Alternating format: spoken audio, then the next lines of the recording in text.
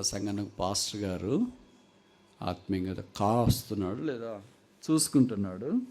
ఆయనకు ఒక కుమారుడు ఉన్నాడు. ఆ పిల్లోడు ఏమైనా వస్తాడు, బహుశా బీటెక్ అయిపోయింది అనుకుంది. ఎందుకంటే బీటెక్ అందరికి లోకల్ డిగ్రీ కదా, యూనివర్సల్ డిగ్రీ. అందుకని ఇలాగ సెలవుల్లో వచ్చినప్పుడు వాళ్ళిద్దరు ప్రార్థన చేసుకున్నారంట, మనం వీలైనప్పుడు బయటికి వెళ్ళి కొంతమందికైనా సువార్త కరపత్రికలు ఇవ్వాలా అని. తండ్రి కొడుకు, పాస్టర్ గారు పాస్టర్ కొడుకు. చూడండి, కొడుకు మామూలుగా పాస్టర్కి లోబడేది చాలా అర్థం కదా, డిఫరెంట్గా ఉంటారు. కానీ ఈ కొడుకు చాలా మంచోడు, అందుకే పాస్టర్ గారు చెప్పింది విన్నాడు. సరే అని ప్రతిరోజు బయటికి వెళ్ళి వాళ్ళు మధ్యాహ్నం కానీ సాయంకాలం కానీ కొన్ని కరపత్రికలు తీసుకెళ్ళి యేసు ప్రభువుని పరిచయం చేసి కరపత్రికలు ఇచ్చి వచ్చేవాళ్ళు. ఒక అర్ధ గంట, గంట సేపు. అలాగ ఒకరోజు బయలుదేరదామని అనుకుంటే ఇలాగ ఆదివారం సోమవారము బయటకు ఉండకపోతే వర్షం పడుతుందంట. ఎంత పడుతుందంటే కరపత్రికలు మనం తీసుకొని వెళ్ళేవి కూడా తడవకుండా ఉండలేనంతగా పడుతుంది. అప్పుడు వాళ్ళ నాన్న అన్నాడంట, ఈరోజు వర్షం పడుతుంది, ఈరోజు మనం బయటికి వెళ్ళి సువార్త కరపత్రికలు ఇచ్చేది మానేస్తాము. వర్షం ఆగిన తర్వాత ఇంకోసారి ఎప్పుడైనా మనం ప్రయత్నం చేస్తాం. లేదు నాన్న, నేను ఖచ్చితంగా ఈరోజు వెళ్ళాలంటే బయట వర్షం పడుతుందా, నేను తీసుకెళ్ళి కరపత్రికలే తడిచిపోతే ఇంకెవరికైనా ఇస్తావు అంటే, లేదు నేను వెళ్ళే తీరుతాను అన్నాడు. సరే నాన్నగారు కుమారుని, నువ్వు వెళ్తానంటే నీ ఇష్టం అన్నాడు. కథ కట్ చేస్తాం, ఓకేనా. ఇలాగ ఒక ఆదివారం వచ్చింది. పాస్టర్ గారు అంతా వాక్యం చెప్పినాడు. వాళ్ళ సంఘంలో ఉన్న సాంప్రదాయం ఏంటంటే, ఈ ఆదివారము ఎవరైనా మొదటిసారి కొత్తగా ఆ మందిరానికి వచ్చింటే మీరు ఎవరు, ఎలాగే మందిరం పరిచయము, ఎప్పుడు రక్షించబడ్డారు, మిమ్మల్ని గురించి బ్రీఫ్ ఇంట్రో సాక్ష్యం చెప్పాలని పాస్టర్ గారు చెప్పేవాళ్ళు. ఇంకా ప్రజలు అనుకున్నారు సేమ్ మన టైప్ ఎవరు వస్తారు, ఉండేవాళ్ళే పోతుంటే కొత్తగా వచ్చేవాళ్ళు ఉంటారా, మరి ఈయన విడ్డ నుంచి ఆందస్యం కాకపోతే ప్రసాదివారం ఎవరన్నా కొత్తగా వచ్చింటే సాక్ష్యం చెప్పండి అని అంటున్నాడు అని మన మాత్రం అనుకున్న వాళ్ళు, నోరున్నోళ్ళు అనుకుంటూ ఉంటారు కదా. కాకపోతే ఇంకేం చేయలేరు వాళ్ళు, అలాగే ఉన్నారు. అప్పుడు వెనకరింటి ఒక ఆమె ముసలామె ఊత కర్ర చేత పట్టుకొని మెల్లగా వస్తుందంట. అందరూ వెనక్కి తిరిగి చూస్తుంది. మామూలుగా మనం అంతే కదా, ఏది జరిగినా వెనక్కి తిరిగి వస్తుంది, ఏం లేకపోయినా కూడా వెనక్కి తిరిగి చూస్తుంది. ఎందుకంటే ఒకరు చూసింటారు. ఆ మధ్యలో ఊరికి వెళ్ళినప్పుడు, ఊరి పేరు కూడా చెప్తా, కర్నూలు, ఆడ మెడికల్ కాలేజ్ ఉంటుంది, దాని మీద చింత చెట్లు ఉంటాయి కాలేజీలో. చింత చెట్లు ఉంటే ఒక కోతి చింతకాయలు తింటా కింద పడేస్తుంది. దారెమ్మడు పోయేవాడికి ఏం పనిలేదు కనుక ఎట్లా తింటుందా అని ఇటు చూస్తుంది. పక్కన ఇంకోటి బండి ఆపి చూస్తున్నాడు. ఇంక వచ్చేవాళ్ళందరూ నిలబడి ఏం చూడరా నువ్వు, అసలు ఏముందిరా అంటే, నువ్వు చూస్తే కదా తెలిసేది. వచ్చినవాడు అందరికీ అలాగంటున్నాడు. ఎంత దాకా అయిందంటే అది రాజవిహార్ దగ్గర ఉంటుంది, అది సెంటర్. అది అక్కడ దాకా ట్రాఫిక్ జామ్ అయిపోయింది. అక్కడి నుండి పోలీసులు పరిగెత్తి వచ్చినారు. ఏం జరిగింది ఎవరైనా పడినాడా, యాక్సిడెంటా, ఏం లేదు. అప్పుడు ఒక సల్లగా సాగు కాబట్టి ఏం లేదు, కోతి అక్కడ చింతకాయలు తింటుంది. అప్పుడు ట్రాఫిక్ కానిస్టేబుల్ అన్నాడంట, పైన కోతి తింటుంటే కింద కోతలన్నీ ఎందుకు నిలబడి. సరే, ఇప్పుడు విచిత్రంగా ఆ ఆంటీ వాళ్ళు ఊత కర్ర పట్టుకొని మెల్లగా వస్తుంది. అందరూ వెనక చూసినారు. తొందరగా ముగించుంటే భోంచేసి ఇంతాం కదబ్బా, మధ్యలో ఈమె ఎందుకు వచ్చిందా, పానకలో పడక మాదిరి అని అనుకుంటాం. ఆమె దగ్గరికి వచ్చి ఇట్లా మైక్ తీసుకొని చెప్పడం ఆరంభించింది. నేను ఈ మందిరానికి మొదటిసారి వచ్చినాను, నాకు తెలియదు ఈ మందిరము, కానీ ఈ అడ్రస్ నాకు దొరికింది. నేను చాలా ధనవంతరాలని, అందంగా ఉండేదాన్ని. మా ఆయన నన్ను చూసి పెళ్లి చేసుకున్నాడు, తర్వాత ఆయన చనిపోయాడు, మాకు పిల్లలు కాలేదు, ఆస్తి విస్తారంగా ఉంది, ఆస్తి ఉంది, ఆ బంధువులు ఇరుగు పొరుగు ఉన్నారు, కానీ ఎందుకో మనసులో శూన్యత ఉంది, చనిపోవాలనుకున్నాను. అందుకే అదొక రోజు బయట విస్తారంగా వర్షం కురుస్తుంది, నేను ఆత్మహత్య చేసుకోవటానికి ఇదే మంచిది అనుకున్నాను.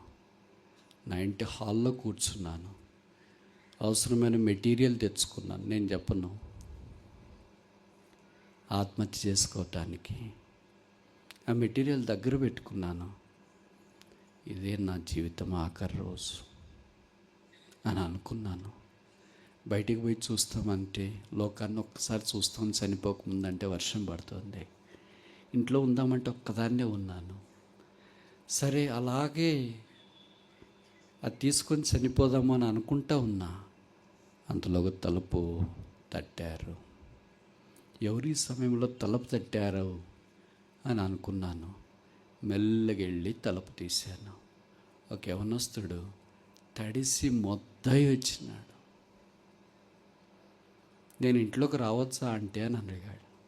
ఏదో తడిసి వచ్చినాడు కదా, చలి పడుతుందేమో, రండి బ్రదర్ అని అన్నాను. వచ్చి కూర్చున్నాడు. అప్పుడు ఆయన దగ్గర ఉన్న ఒక కరపత్రిక నాకు ఇచ్చి యేసు ప్రభువు నాకు చెప్పాడు. నేను ఆ కరపత్రిక చదివాను. యేసు ప్రభు ప్రేమ అర్థమవుతూ వచ్చింది. ఏడవడం ఆరంభించినాను. అంటే ఏడ్చొద్దండి, నేను వెళ్తానులేండి అని అన్నాడు. బాబు, నువ్వు వచ్చినందుకు నేను ఏడవట్లేదు. యేసు ప్రభు ప్రేమ నాకు గుర్తొస్తుంది, అందుకే ఏడుస్తున్నాను. సరే అంటే నేను వెళ్ళనంటే ప్రార్థన చేసి వెళ్ళు బాబు అన్నాను. ఆ పిల్లవాడు ప్రార్థన చేసి వెళ్ళిపోయాడు. నేను నా కరపత్రిక తీసుకొని చనిపోవాలని పెట్టుకున్న మెటీరియల్ దగ్గరికి వచ్చినాను. ఒకవైపు ఆత్మహత్య చేసుకోవటానికి ఉన్న మెటీరియల్, ఒకవైపు యేసు ప్రభు ప్రేమను తెలియజేసే కరపత్రిక. రెండు చేతులతో పట్టుకున్నాను. యేసు ప్రభు ప్రేమ నాకు ఎక్కువైంది. అందుకే ఏడ్చి ప్రలాపించి నా పాపపు స్థితిని ఒప్పుకున్నాను.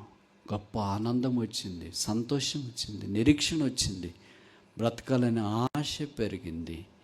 నేను ఒక్కదాన్నైనా యేసు కొరకు బ్రతకాలని అనుకున్నాను. అప్పుడు నేను ఆత్మహత్య చేసుకోవటానికి సిద్ధపరచుకున్న మెటీరియల్ అంతా ఒక ప్లాస్టిక్ కవర్లో కట్టాను. బయటికి వెళ్ళాను. ఇంటి ముందు పెద్ద మీరేమంటారు, కాలువలు నీళ్లు ప్రవహిస్తున్నాయి. ఎందుకంటే వర్షం పడింది కదా, ఆ నీళ్ళల్లో మెటీరియల్ పడేసాను. తిరిగి నేను ఇంట్లోకి వెళ్ళాను. కరపత్రిక కింద అడ్రస్ ఉంది. అడ్రస్ చూశాను. అందుకే మందిరానికి వచ్చాను.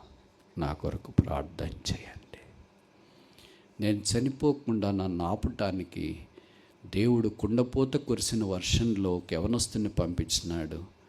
ఆ యవనస్తునికి నేను కృతజ్ఞుడను. పాస్టర్ గారు, నా కొరకు ప్రార్థన చేయండి. పాస్టర్ గారు కన్నీరు మున్నీరు అయిపోయాడు. అక్కడి నుండి బైబిల్ చేత పట్టుకుని బయటికి వెళ్తున్నాడు. సంఘ పెద్దలు వచ్చినారు. అన్న, ఎక్కడికి వెళ్తున్నారు? వాడు పాస్టర్ గారు అన్నాడు, నేను ఈ సంఘంలో సేవ చేయటానికి యోగ్యుడిని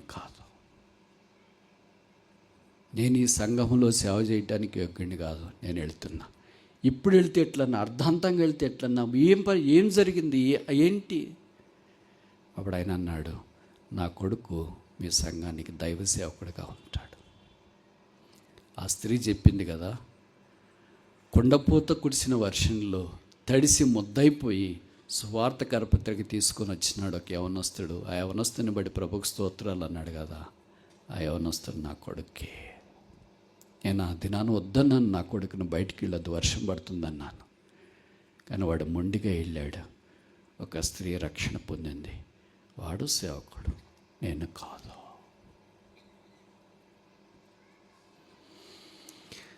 కొన్నిసార్లు ప్రతికూల పరిస్థితుల్లో బలవంతా నా ప్రభు యొక్క ప్రేమను ఇతరులకు తెలియజేయటానికి కుదరినప్పుడు ఒక చిన్న జీవితం ప్రభు దగ్గరికి వచ్చి రక్షణ పొందటానికి అవకాశం ఉంది.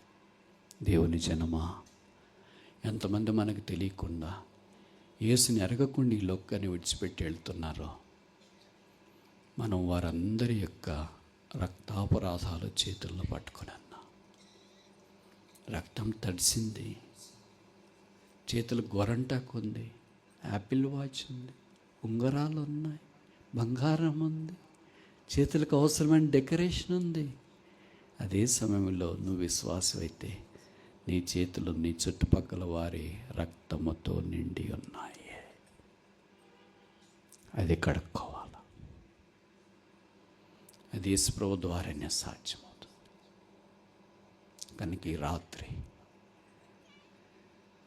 సువార్త పరిచారకులు, ప్రార్థనా పరులు, మనలాంటి సామాన్యమైన వారు అందరూ కలిసి యేసును ఊరేగిస్తూ, యేసు శిలువను వెల్లడి చేస్తూ, యేసు పరిమళ వాసన వ్యాపింపచేస్తూ, యేసు శక్తిని తెలియజేస్తూ, యేసును పరిచయం చేస్తూ, ప్రాణము అరిచేతిలో పట్టుకొని లోకాన్ని విడిచిపెట్టి వెళ్ళాలనుకునే వారికి యేసు ద్వారా రక్షణ తెలియజేస్తూ, పాతాళం నుండి పరలోకానికి, దుఃఖం నుండి సంతోషానికి, నిరీక్షణ లేని స్థితిలో నుండి నిరీక్షణకు, నిత్య నరకము నుండి నిత్య రాజ్యానికి వారసులుగా తీసుకుని వచ్చే భాగ్యం ప్రభు మనకు ఇచ్చినాడు.